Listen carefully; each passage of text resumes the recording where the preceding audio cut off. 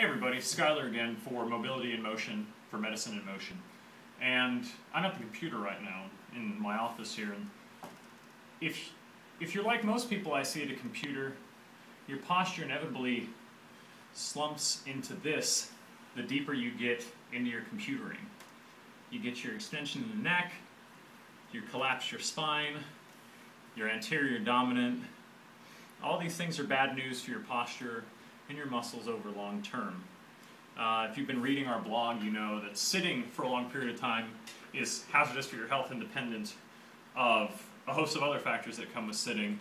But in the world we are in, we need to work at a desk so often. So I'm going to talk to you today about some stretching you can do even at work without being too obtrusive at your desk to help keep your hips released, and talk about good posture while working. So let's talk about that stretch first.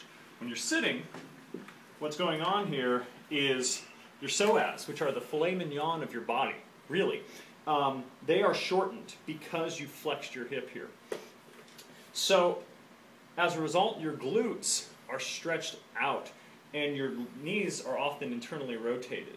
So while the inner thighs do need to be stretched, we'll talk about that in another video, what you also need to do is work on opening up your hips and getting your piriformis in your above your buttocks to release. So you can do that at your desk without really bothering anybody, especially if you're in a cube, with a stretch that's the super pigeon.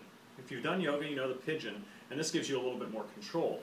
What you're going to do is put your knee up on your desk, pin it down, keep your back flat, and just hang out in this position, opening up your hip. You're going to feel it above the hip socket and in sort of the top outer quadrant of the glute.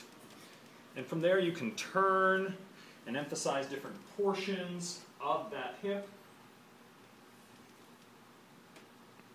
And that's how that'll work.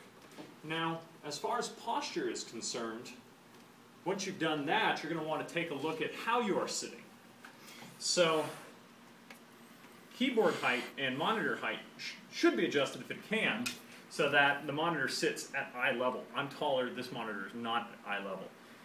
So if you can do that, do it.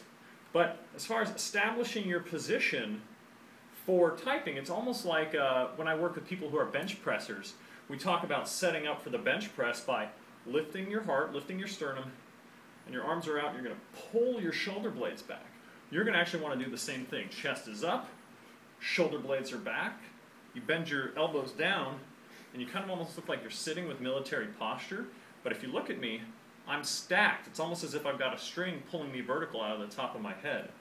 And the better you can do this while you work, even if you have to correct it over the course of your day, the better you're going to feel. Your back muscles won't have to work as hard to fight this. You'll sit on your sits bones, so you won't be slumped over like this. So hopefully you can work with less fatigue. And if your neck's out of whack, I've got another video showing how to work on that as well, but just focus on trying to get your cheekbones and your chest up, shoulder blades back, strong position, no typing fatigue, great posture for the rest of your life. Thanks again.